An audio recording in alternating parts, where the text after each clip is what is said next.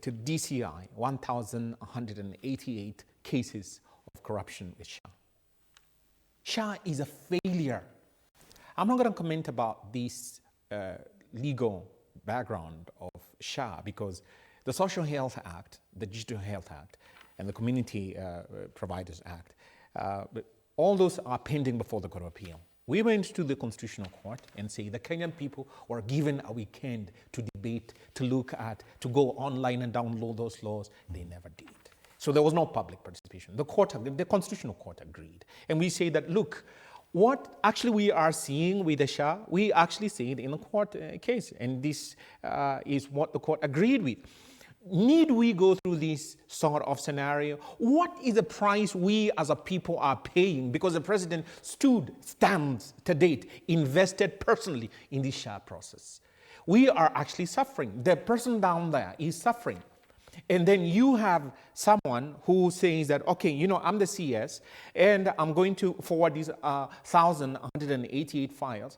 And then you have your PS and somebody else saying that, oh, we have gazetted 45 institutions. They've been blacklisted from, excuse me. And then what, again, I ask, is the end game? After that, these are people who go to church every Sunday.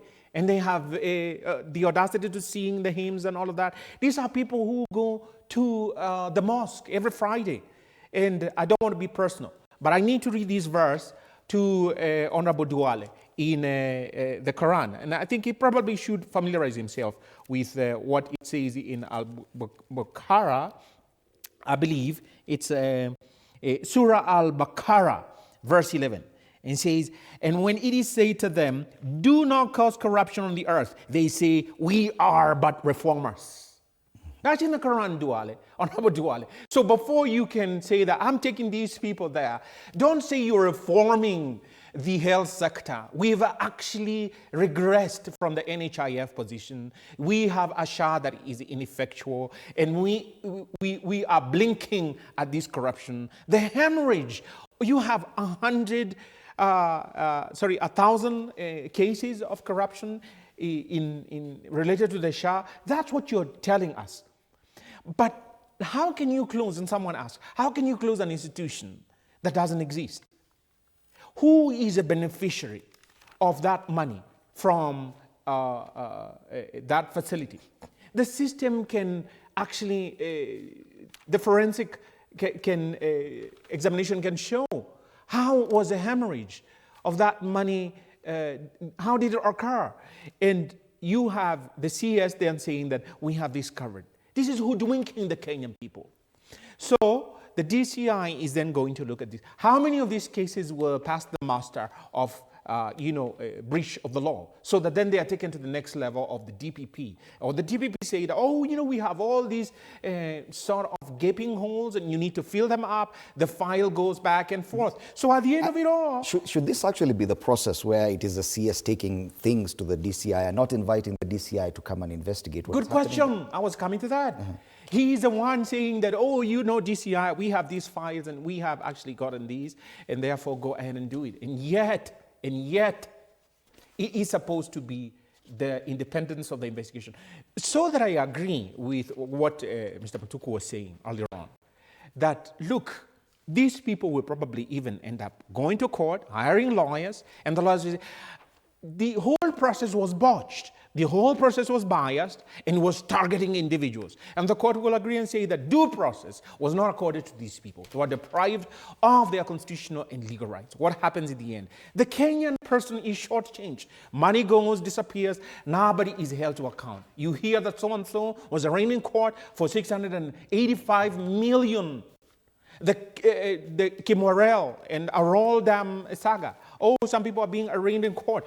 Billions disappeared. And yet, you have people that are on this stark display of opulence, using public resources. They get into purchase helicopters, and they have all these big cars gleaming, and they have now flats and places in Dubai that they are purchasing. You want to tell me that the Anti-Corruption Commission cannot be able to contact its ally or affiliate or entity, corresponding entity in the UAE and say, hey, look, could you provide us with a list of Kenyans in high places or wherever that have purchased flats or luxury apartments in the past year or 2 years.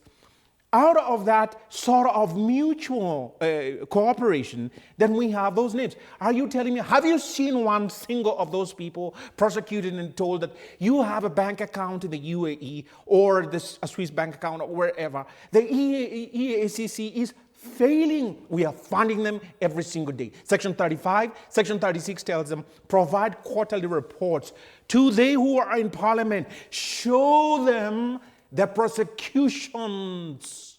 Ongoing. So what is the EACC doing? It receives all those files, whatever it does, and says, oh, we do not have prosecutorial powers. The DPP has not given the consent to prosecute. And so, why? The DPP becomes a political appointee. And I want to ask you, have you ever seen any country electing a military general? Electing? No. You have this sort of ascendancy through meritocracy. And everybody in that army is able to respect this general.